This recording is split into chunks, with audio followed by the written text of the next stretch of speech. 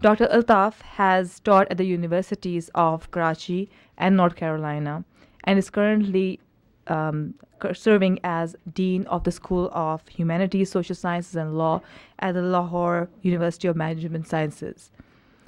In addition to a rich teaching experience, Altaf Saab has also been associated with reputed research and developmental organizations such as the Sustainable Development Policy Institute in Islamabad and the World Bank in Washington, D.C. The title of his talk is Poverty as a Human Right Concern. Please let's welcome Dr. Altaf.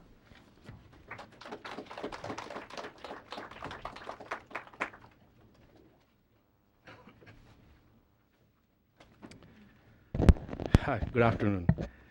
Thanks. I would like to thank the Pakistan Student Association and the Center for the South Asia Center for inviting me to this panel discussion. The topic that has been assigned to me, poverty as a human rights concern, offers a choice in how to proceed. One can proceed from the abstract to the concrete, from human rights to poverty, or from the concrete to the abstract, from poverty to human rights. I suppose this is a function of one's background, and because I'm an economist, it's much easier for me to go from poverty towards human rights and see if I can integrate them in some way. You know, my sort of gut reaction is that even if we agree that poverty is a violation of human rights, as I was informed in an email, I'm not sure what one is going to do with that. Right? I mean, one is not going to say, all right, then we are going to alleviate poverty by conferring social rights on people. Right? I mean, at least I don't know anywhere where poverty has been alleviated in that fashion. Of course, now everything is being cast in a human rights discourse that has become the discourse of the times. And even when, let's say, the Taliban take over Swat, they couch their narrative in terms of rights discourse, saying we are fighting for justice or whatever. So, but for me, that's a more difficult route. So I will start with poverty and maybe just kind of go through what I view as the major poverty alleviations in our time and see if we can draw some lessons, some conclusions out of those. And I like to do that by dividing up time into the age of monarchy and then post-monarchy. Okay, it just makes for me a simple discourse. You know, because age of monarchy is, if you want to introduce the discourse of rights, it was a time of divine rights. Okay, so the rulers with divine rights, and then the subjects with no rights whatsoever. I mean, they could be entitled to some favors, but very arbitrary. Here now, gone tomorrow. And sovereignty rests with God. Okay, so and again, to use a very stylized kind of a discussion, one can say that that period was one of societal equilibrium. And I like to envision that by thinking of three dimensions, three vertical dimensions: the social order, the economic order, and the political order. And if you have the same people at the top on all three and the same at the bottom, it's kind of like an equilibrium. And then something happens that disturbs that equilibrium. So Europe in the 17th century, as silver and gold flowing in, the emergence of capitalism, and if people recall the great book by Barrington Moore Jr., The Social Origins of Democracy and Dictatorship, somebody summarized it in one sentence saying, no bourgeoisie, no democracy. Okay, so something happens that destabilized that equilibrium. And then over 3 centuries, it sort of ended up with democracy and democratic governance. And over 3 centuries, there was this transition from there were civil rights, there were political rights, and then finally socio-economic rights. Okay? So now, for some reason, that has kind of become the norm for discussion. We associate democracy with these rights, and we talk of democracy as if it is associated with these rights. But that was only one transition. And of course, in that, we had this major alleviation of poverty, right? I mean, in the era of monarchy, one could say that that was a time when I suppose one would have said that the poor will always be with us. That was the time. Everyone was poor, and there were, a concentration of wealth and privilege. And that changed, right? From civil rights, the emergence of private property, capitalism, then to political rights, and then the exercise of those political rights, the power of the unions. So to preserve capitalism itself, some socio-economic rights had to be conceded. Right? So that was the transition. But that is not how, once democracy becomes globalized, if you want to use that term, that was not how the institution was introduced in many other societies. I mean, the whole thing was stood on its head. Right? The institutions of democracy came into societies that were still extremely unequal. So, as has been described in the earlier talks, patron-client societies. Right? So now in those societies, it is the political right, the vote, the electoral politic itself that is the destabilizing factor. That is destabilizing those societies, right? So, I mean, the whole sequence is reversed. It's some form of electoral rights, some voting rights that are now working to, in a sense, lead to some kind of civil rights or some kinds of socioeconomic rights. I mean, it hasn't gone all the way, and you can imagine that if you have a privileged, entrenched privilege being forced with this destabilizing activity, there is going to be some reaction. And what Amjad Saab was saying, I think in that sense, my answer would be that the root cause of all the violence, whatever violence, is this conflict of entrenched privilege against what some people have called an insurgent citizenry. Okay, some places gone further than other, and I will describe that. Now, so there is no reason, given this reversal, for the transition to take the same form as it took place in Europe. It's a very different, it's standing on its head now, right? So the other place where, if you want to go through the cases of extreme alleviation of poverty, the one that everyone talks about is East Asia, right? And East Asia, you can see that it has got nothing with rights. It's alleviation of poverty in the context of, virtually, at least the way it started, no political rights, no civil rights, right? But still an alleviation of poverty. So the pattern, there is no general pattern. It depends on the socio-economic order and the imperatives that act on it that determine the nature of that transition. Now, East Asia, the communist revolution, the threat of communist revolutions in many countries, the land reforms because of that, right?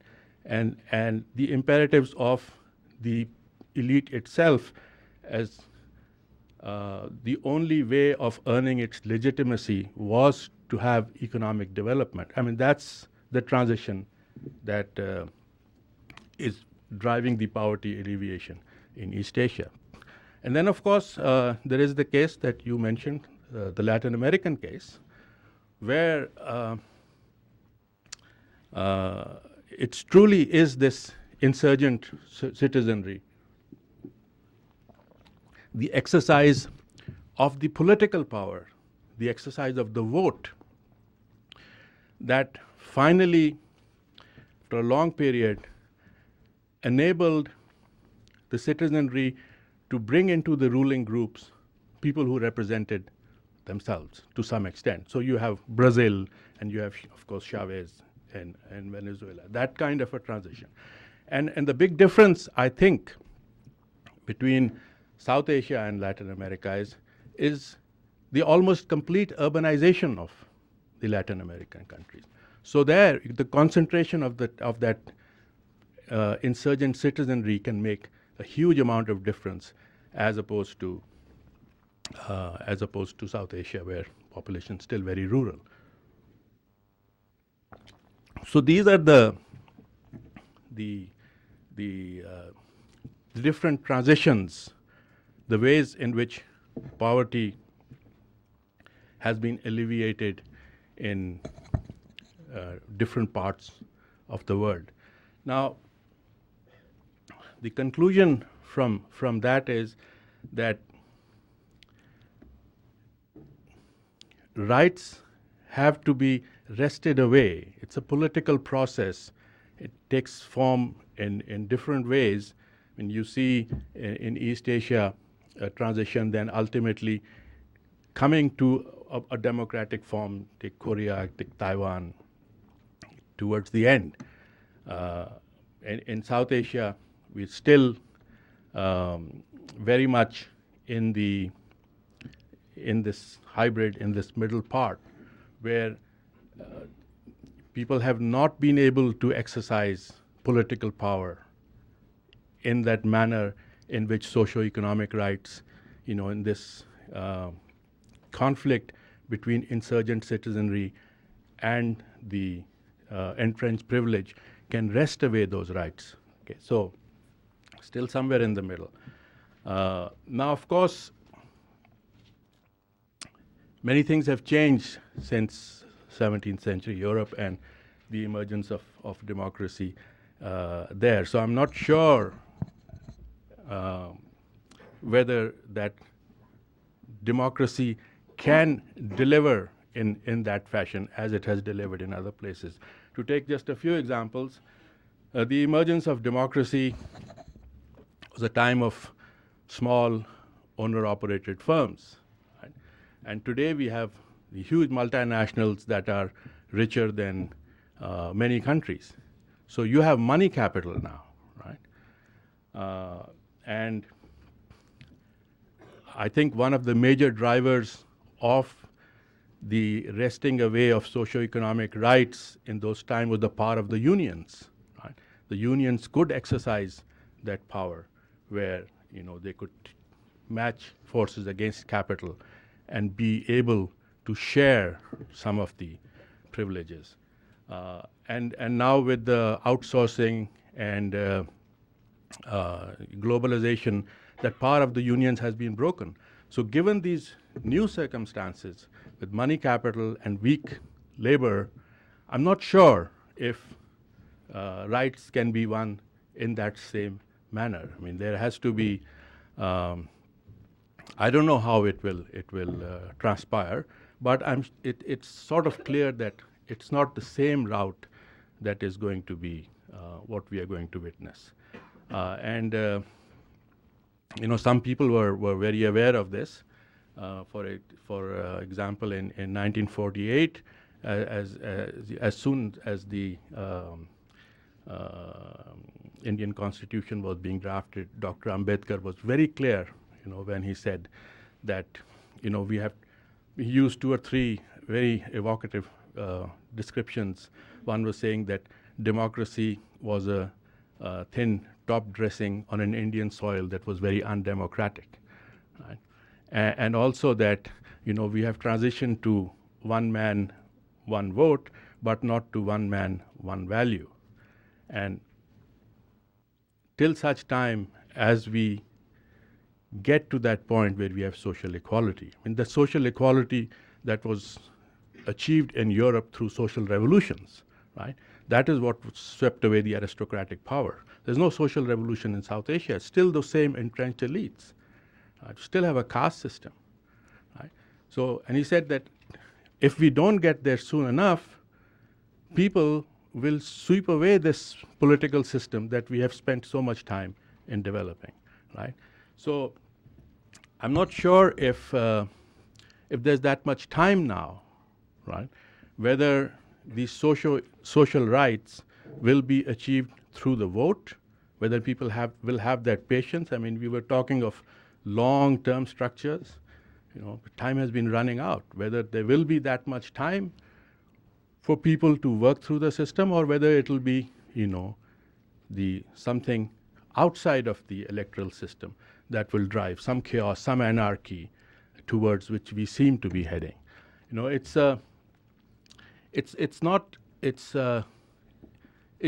not simply a matter of saying, okay, now we will give you the social rights or economic rights, right? Because giving these rights is not free. It costs something. To have a right to education, a right to health, costs a huge amount, right?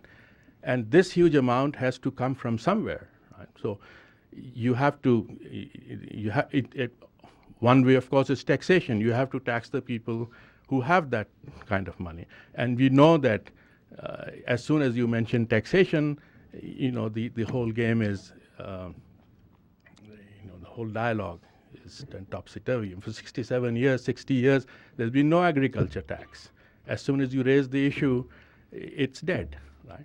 So how are we going to get those rights, right? It's interesting that if you read the very latest literature, the term poverty alleviation is being dropped, is being replaced by benefit sharing. The whole notion is that we have to share the benefits of growth, right? It's not, you know, unless we share that. So there has to be some political mechanism that will force the sharing growth. Sadia mentioned that, you know, there are now some movements from below, and we need those movements from below. The political movement, the insurgent citizens that will exercise the vote to be able to hold accountable, to force this benefit sharing. Now, one other thing that I want to mention is that this whole conceptualization of poverty alleviation, at least to me, somebody who's worked on poverty, is very problematic. You know, we have sort of just borrowed this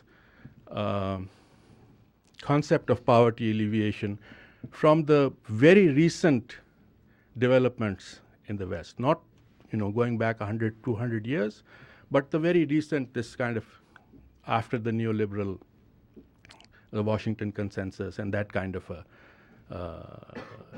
a narrative.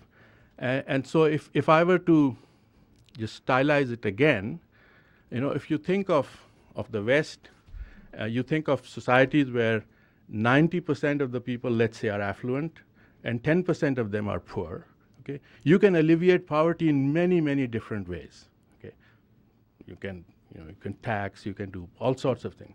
You go to a society where the numbers are reversed. You have 10% affluent and 90% poor. You just can't use the same ways to alleviate poverty. Not possible. So we have something like in Pakistan, the Benazir Income Support Program. Okay, so this notion that we will first identify the poor, then we will target the poor, we'll means test them, and then we will give them some welfare or income support, that it will just bankrupt the whole system. The money is not there, the numbers are so huge. That's not the way that we can ever alleviate poverty. Okay, the only way to alleviate poverty is I suppose, the Chinese way, where you generate the jobs. Right? It has to be an employment creation mechanism. The economy generates the jobs, and then the benefits of that are shared.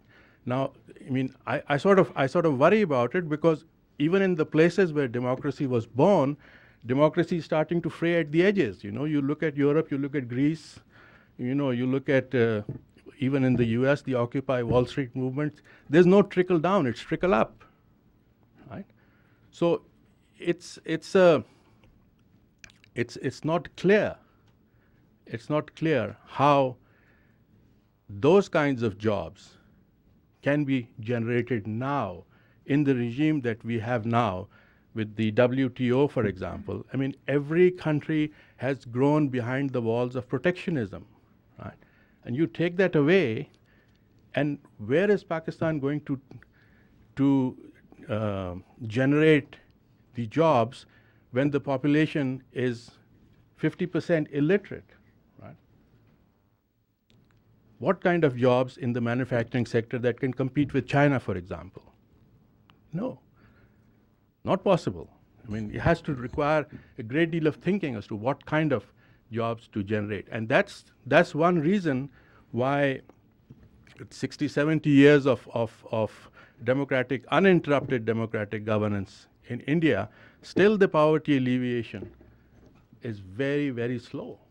I mean, look at the malnutrition in India. It's compared to China, very slow. I mean, yes, it is there, but it's very slow, right? Because India has just jumped into a service economy, post-industrial economy, and its booming sectors are just not able to generate jobs.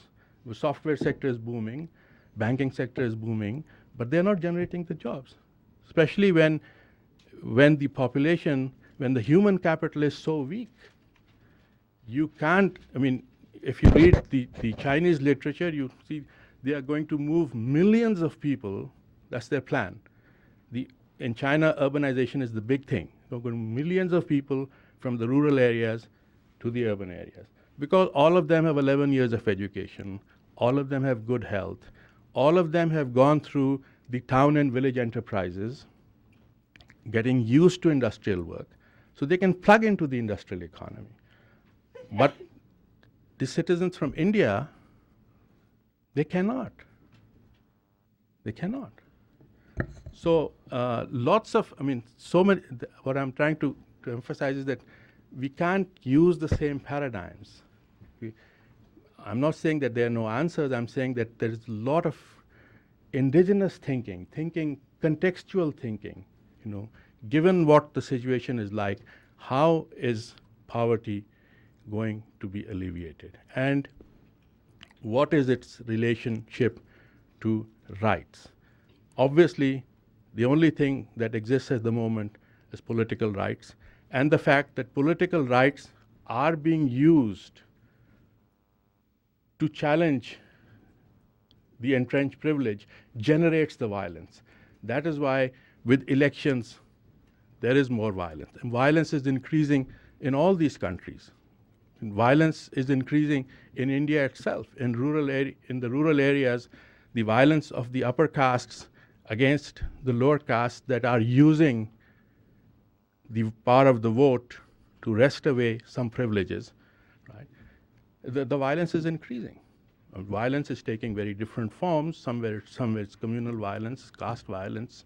Somewhere in some places, it's deliberately instigated violence. But all violence, I think, is rooted in this fact that the distribution of benefits is changed. It's destabilized by the fact that democracy, the vote, has been introduced in societies that are extremely unequal, right? Patron-client societies.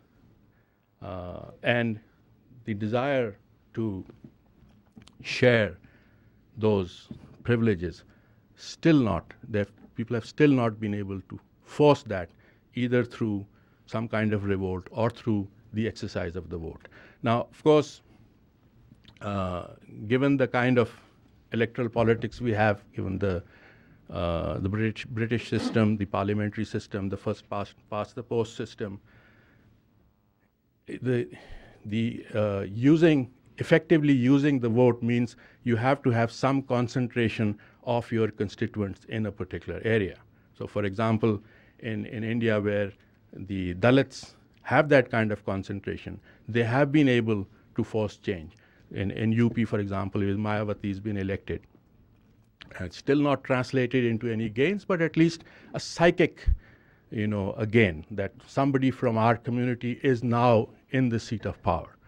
Where the populations are scattered, for example, in India, take India again, where the Muslims, there are lots of Muslims, but they're all scattered. There's not enough numerically in any particular constituency to give them that same kind of leverage, right? So again, a kind of it depends on the distribution of the population, on what kind of effective use of the vote can be made to challenge the entrenched privileges. So,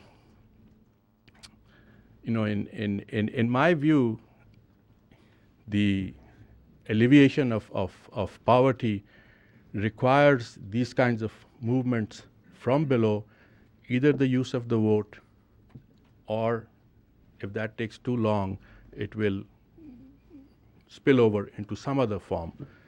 But it will not simply be, it will not simply come out of a discourse in which rights will be given voluntarily. It hasn't happened like that. And I don't think that it will happen in our case either. Okay, so I'll stop there.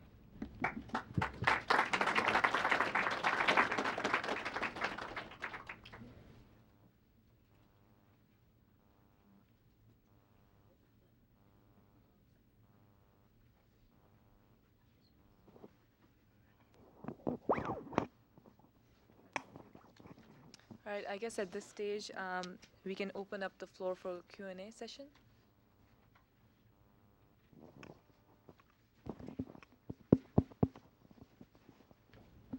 Well, thank you very much for that very insightful discussion. Too bad we are short of time. I mean, this topic is a vast topic, and you did wonderful to bring that into focus. I will just limit my question to one part. You mentioned that in India, despite 60 odd years of continuous democracy, the poverty alleviation has not been consistent. Whereas in China, with no democracy, they have done that. You are not saying that they are mutually exclusive.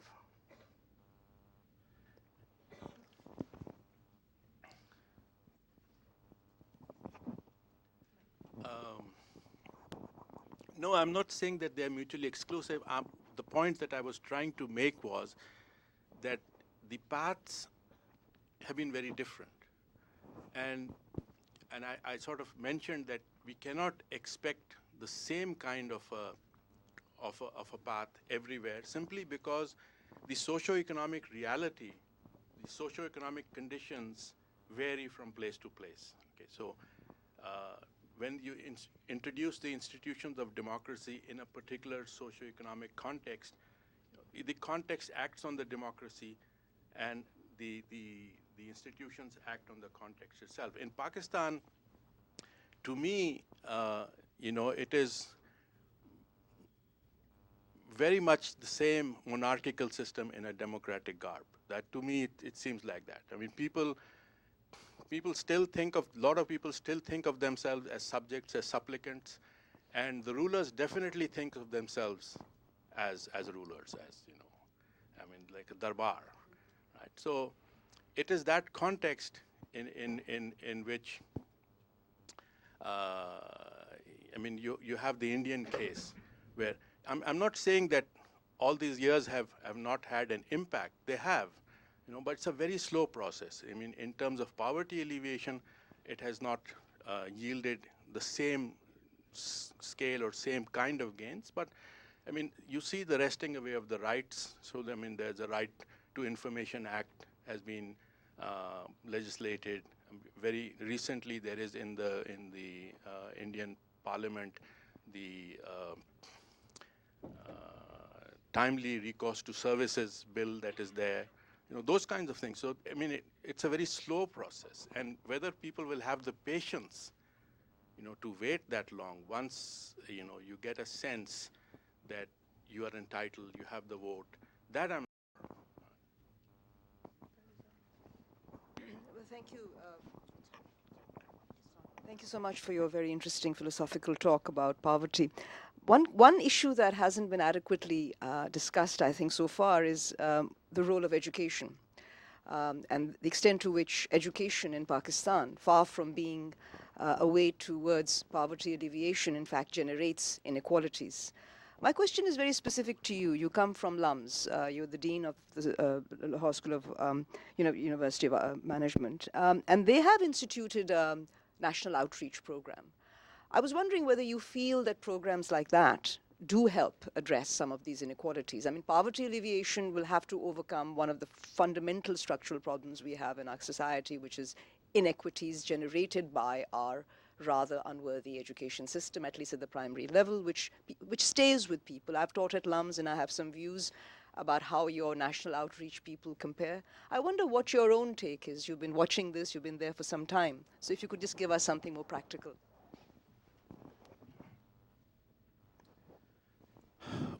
You know, education, a lot of people talk about education as being critical, as being, you know, the way out of these issues. And the question that I always ask is, given that Pakistan is 50% illiterate after 65 years, is why is it still 50% illiterate? Who is opposed to education? It's not a question that the money isn't there or the political will isn't there. So why is it that it is still 50% illiterate, right? Now, the interesting thing is that when you ask that, suppose one were to ask that this question saying, you know, now here is Balochistan and here are the Baloch Sardars, and you know, they're sitting on so much royalty and the population is so small. Why are the Baloch, you know, the tribesmen still illiterate? And immediately people will say, well, it's because they want to keep them dependent, right? But when you know, expand that to the whole country, you don't get that answer, right? And to me, that's the answer, right? I mean, you have an educated citizenry, it starts asking questions, right? So there is absolutely no priority on education whatsoever. The people will talk about it, but when it comes to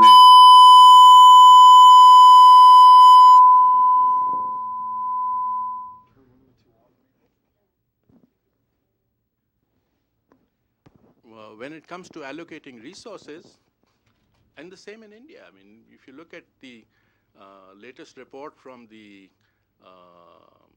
State of Education report in India, yes, access is increasing, but if you look at the quality of education, it's unbelievable. It's very, very poor, right? So to me, that's a very telling indicator that the entrenched privilege is not willing to have a citizenry that is asking questions. Now, in some countries, you know, if you are globally competitive, right, then you need that a certain set of your population to think critically, right? Because you're competing globally. A country like, and even in the US, where you have these institutions that produce, you know, people who can think critically, still if you go to inner city schools, it's not that the US doesn't have the resources to fix that education, right? So there has to be some other reason, right? I mean, one can give examples. If you go to the time of the slave economy, it was a crime for people to read or write, or to anybody to teach the slaves to write. So there was some reason. There was a socio-economic context in which education did not serve the interests of the rulers, right? So to me, that's the case. Since Pakistan is not globally competitive, it's not competing for anything, the extent of education that exists is quite okay for the rulers. Now you're talking about the NOP program at LUMS. Yes, it's a good initiative, yes, but I think I have started a research project now. It's been in operation 10 years, and I have posed this research project to see what is happening in the home areas of the students from which the scholars are coming. And to me, it's like, first of all, you know, the numbers are too small. Sure. We're now admitting about 10% of our class is now from the national outfit. Okay. I don't think this is on now.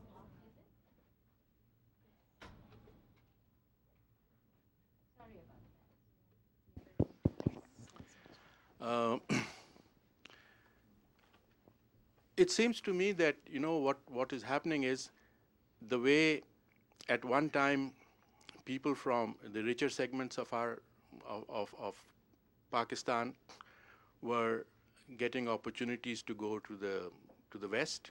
They would go there and they would stay there, right? So and lose their connections through. The NOP scholars that are coming to LUMS are becoming their role models are the people who are at LUMS. And most of them, this is very interesting actually. Last year, the summer semester had to be cancelled. The summer semester was cancelled because there was huge enrollment, and then everybody dropped out. Okay, after investigation, what turned out was that the NOP scholars are not entitled to residence in the hostels during the summer, only if they enroll for courses. So all of them had enrolled, and then after that period, they had dropped out, right? And when we tried to find out, it was because they didn't want to go home. They said, this place is dirty, that there's no internet, there's no electricity, there's load shedding, and here at LUMS there's 24/7 water. They don't want to go home.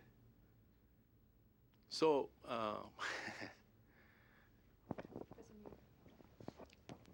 just like to follow through with that question, if I may, about democracy and poverty. yes. Costa Rica is a good example in Latin America where the literacy rate is 98%, but still remains. They spend a lot of money on education, but still remains a third world country and not rich by any stretch of imagination. So education per se, I do not know that is the answer. We talk about education as pivotal part Right. of that equation. Right. But Costa Rica is a good example when country just probably for the first time and invested all that money in education. And there's a literate country, but not rich. There's a couple of things I want to mention. It popped in my mind about education. Ashish Nandi had written an article about the Gujarat riots. And he said that the entire responsibility rested on the middle class in Gujarat. And, he was, there were lawsuits filed against him, there were death threats and so. And then Asghar Ali Engineer Sahab, he's a religious scholar from Bombay, he made a statement and he asked a question. He says, why is the Indian middle class more bigoted than the illiterate masses? Why is the educated middle class? And his answer was, because it is educated. Okay, so it's a function of what you teach people. If you have 100% education and if you teach them the way our curriculum is designed, you will have more of a problem than a solution, right? So, education by itself, it depends on the content, of course, and then it has to be accompanied by some kind of, job creation and for them to be able to do something. Otherwise, and one other thing, maybe I forgot to mention this in my talk. In now that you've spoken of LUMS, it comes back to me, this connection with rights. Maybe I shouldn't mention this, but even in an institution like LUMS, the janitors were not being paid the minimum wage. Okay. And the only way that they could get their minimum wage was after the students got involved, and the janitors actually had a sit-in, a whole day that they were sitting in front of the vice chancellor's office, entire day. All the janitorial staff and the students were sitting there. At the end of the day, they got their back pay, but then the next day, I think 1/3 of them were fired. They still don't have contracts, and threats went out to the student, official letter saying anything that you do that brings the university into disrepute will result in disciplinary action. And the janitors were threatened and said, any one of you seen speaking to a student will be fired immediately. Right? So, even in a place like LUMS, which is supposed to be, the premier institution, getting the socio-economic rights is not automatic. It's just not there.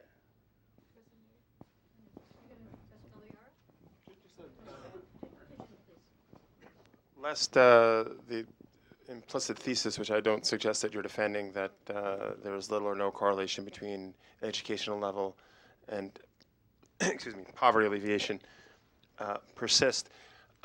Just to clarify, which I think is fair, and I just did a quick Google search. The GDP per capita in Costa Rica is between $12,000 and $13,000 per year, which puts it in the mid-income range, about 70th place. And the GDP per capita in Pakistan is under 3,000. So there are, neither one is Luxembourg or the United Kingdom, but there's a significant difference, and I think that educational levels in Costa Rica do make a big difference. And that's also true within Latin America regionally, and particularly in Central America. Costa Rica has the highest indices for GDP, and I think that's related to a significant period of democratic rule and high education levels, et cetera, et cetera. But just to sort of problematize a bit more the assertion.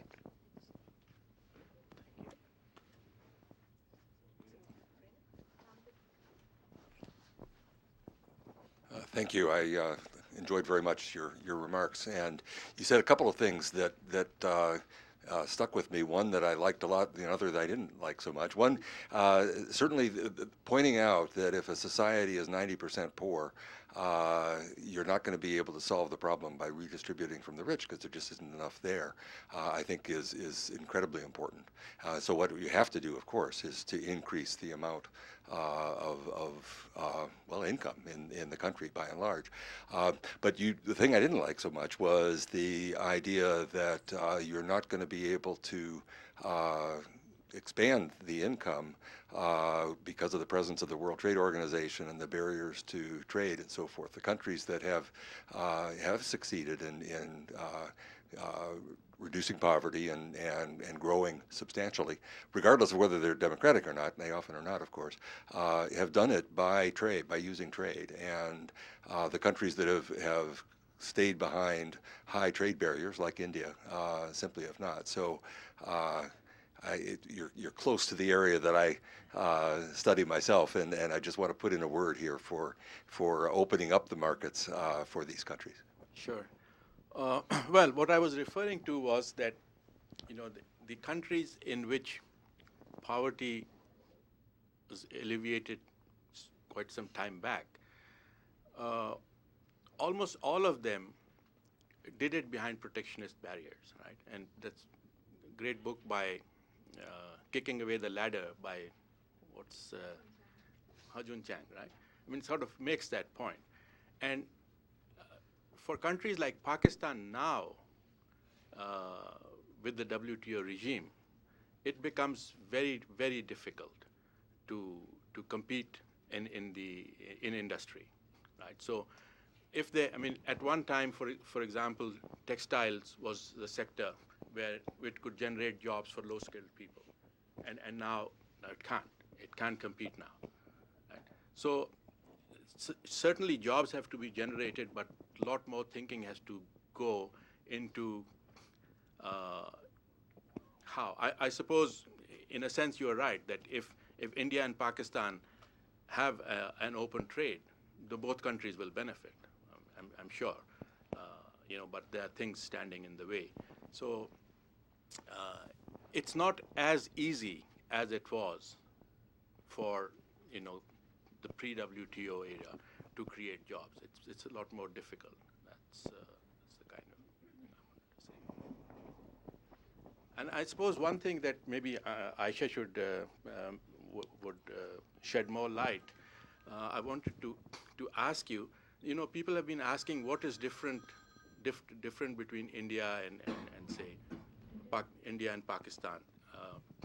I think that two things strike me, and without having done too much study here, that Pakistan is probably still the only country where the constitution says that sovereignty rests both with Allah and with the people, right? And that creates a huge problem, because whenever you don't agree with, you know, what the law says, you can always refer to, you know, say, but God wants us to do this. Okay, that's I don't know what the implications of that are, you know, this divided sovereignty. And the second thing, I think that is very different between many countries. You know, I worked in Vietnam and China and East Asian countries. The one thing that I find very different between them and Pakistan is that almost all the Pakistani leaders have their home bases outside of Pakistan. Right? So, in a sense, they have all their capital outside, and just their working expenses they have in rupees. And so, in a sense, it's not like it was in Korea after the war or something, where you feel that you are all in the same boat and you're going to sink and swim together. So you have to do something to make it grow and share. Here, it seems to me that the mental attitude is, we'll keep extracting money from here as long as we can, and the day it starts collapsing, we can all leave, because we all have, you know, we are either in London or Dubai or someplace, and, you know, we have nationals, you know. So I think that attitude makes a huge difference to governance and to growing the economy and sharing. It's a very extractive kind of and because that escape route is there, I mean, I'm just assuming that plays a part.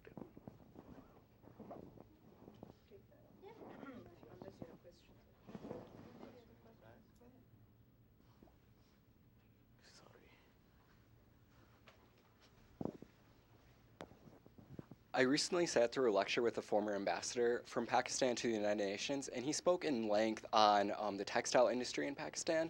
He said that there's likely not a person in the room not wearing a piece of clothing, particularly jeans, made in Pakistan.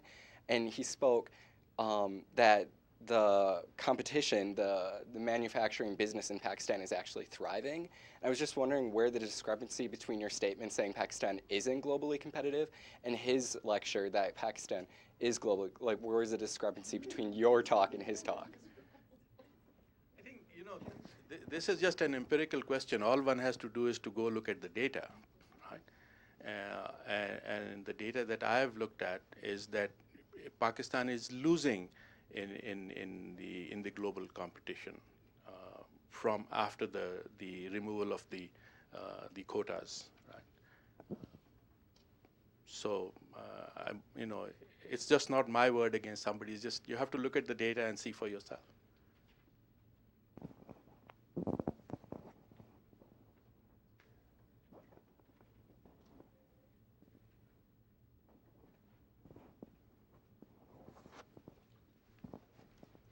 So thank you so much for both being here and for your talk today. I guess you've been pointing, I mean, one of the things that, I guess maybe two threads that tie the first panel with the second panel is one around the very question of what constitutes human rights. And we've seen a little bit of pushback, I think, in the earlier panel, trying to draw the distinction between the rights of citizenship and a broader discourse on human rights. And I certainly sense a pushback very clearly on your part as well about wanting to talk about economic rights as human rights. So that certainly strikes me as one thread that I would certainly, you know, ask you to elaborate on. You know, obviously, I think sitting from a position in the U.S. Academy, there's great advantage to leveraging a broader discourse on human rights to issues in Pakistan for political effect. But I do also, you know, one doesn't want to actually collapse these categories entirely so that they then are no longer meaningful either. So one question is certainly to ask you to elaborate a little bit on your own conception as both as an economist, as somebody who's worked in the World Bank, as somebody who's now in academia in Pakistan, to talk a little bit about why you find it so significant to actually not formulate economic rights, perhaps, if that's what you're suggesting, in a broader discourse of human rights. If you could just talk to us a little bit about that, I'd appreciate it. Okay. I suppose it is, some of it is just a function of where I'm coming from. I'm more comfortable, as I said, going from the concrete to the abstract. But, to the extent that a discourse on rights empowers people and helps, it's useful. I mean, you can cast it in that narrative. But at the same time, when everything is cast in that narrative, it sort of, it somehow loses some of its concreteness in my view. Everyone would subscribe to that, but in practice, when it comes to obtaining those rights or fighting for those rights, you still have to go back to the politics, right? It's not that, I mean, I can see that it can sensitize people. It can communicate that yes, there are certain rights to which people are entitled. So that's useful, but the concreteness, the specificity of the socio-economic formation in which that dialogue takes place has to be, somehow, you have to take that into account. I think to me that's the way I look at it.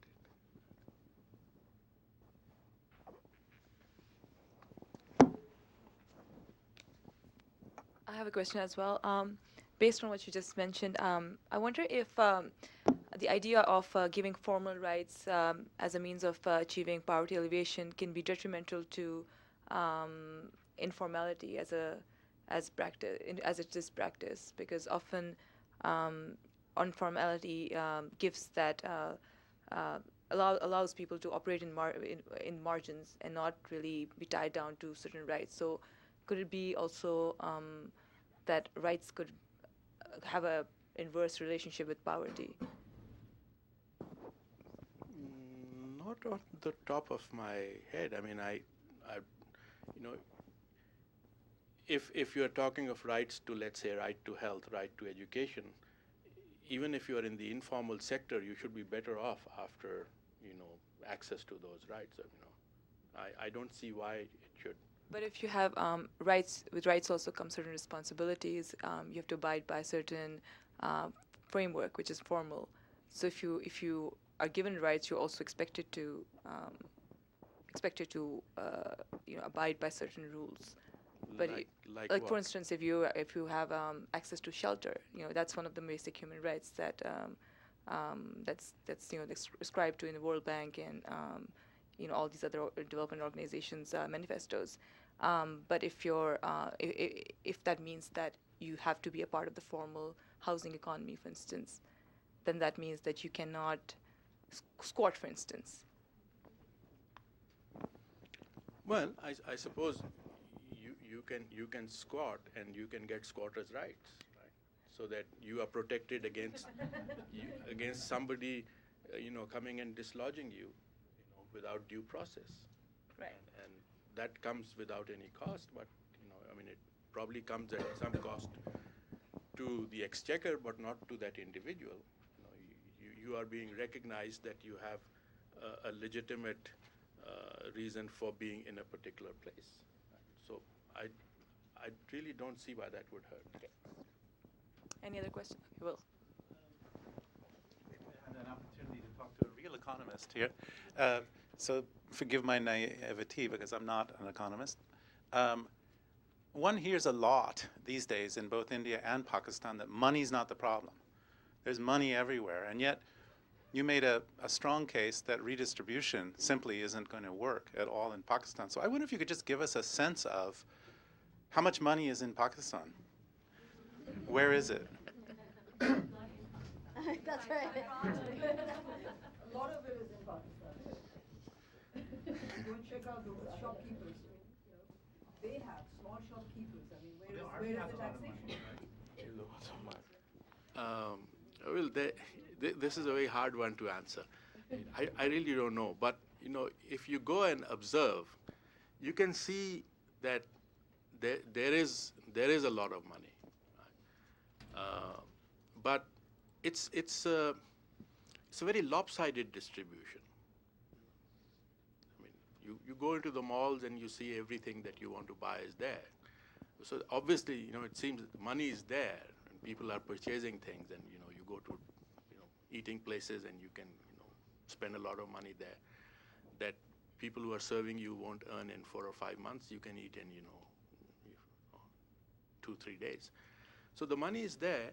It's the distribution of that money is I think where the problem is. And I suppose you can, you know, if you look at the last 20-30 years in the US, I mean, all this data is showing that a lot of money is being generated, and, you know, the 1% is capturing 60 or 70% of it. So that kind of phenomenon, I'm sure, you know, I mean, anywhere where there is drugs and guns will have a lot of money, you know. I mean, I don't know who it was who said that, you know, there's money to be made when there's blood in the streets, right? Or there's a lot of money. How come redistribution then won't be one of the programs that you would? Well, it's just the scale of the problem. It's just the scale that I mean, you can sort of, I mean, if you take the 1090 kind of a scenario, right? I mean, how much are you going to take, and what are the mechanisms that you will use? Then you have to go outside the vote, right? You have to have some kind of a revolution, right? And that may be an answer. Sadia is ready to jump on that No, bandwagon. I was going to ask another question, but that's a fabulous way to end. So I'll just leave it. There's a question. Hi, sir. Thank you very much. So I was just wondering whether you would first of all agree with Amartya Sen's definition that there is hunger, there is famine, because there is still food available, but people are still hungry. So you would probably agree with that. But then, taking a step further, would you agree with the fact that it's the ability of people to access based on the entitlements that they have? You would also agree with that as well. So you would probably say that increase social capital, increase human capital, increase natural capital. I'm talking mostly in terms of disaster management, in terms of adapting to climate change, for instance. That's where my background is. So my question is that when I'm the government of Pakistan, and if I have to start prioritizing where to start first, what sectors do you think are the most important, the most crucial? And I know since you're an economist, randomized controlled trials are making a huge impact in the way that we approach this question. But in terms of your experience in the World Bank, now in LUMS, where do you think is that turning point, that trigger moment that we can capture? Thank you. Well, you know, given that 50% of the population is illiterate, right? That's where you have to start from. I mean, if you have to generate the jobs, right? There is no other way. You can't go to a service economy. You can't go to a sophisticated economy. And the model that comes to my mind is a very kind of thought-out policy that was used in China in the town and village enterprise. At one time, the town and village enterprises were generating more of the GDP than the manufacturing and services, right, in the big cities. And that generated the kind of jobs, you know, that started this dynamic. So I would, you know, I mean, my focus would be on the rural sector, on the rural economy. It has to be. Most of the people still there, most of the people illiterate. You have to start from there. And even, you know, people tend to forget that in the Chinese case, the first step was the rural reforms. Right? That's where it started from. So that would be my place where I would start.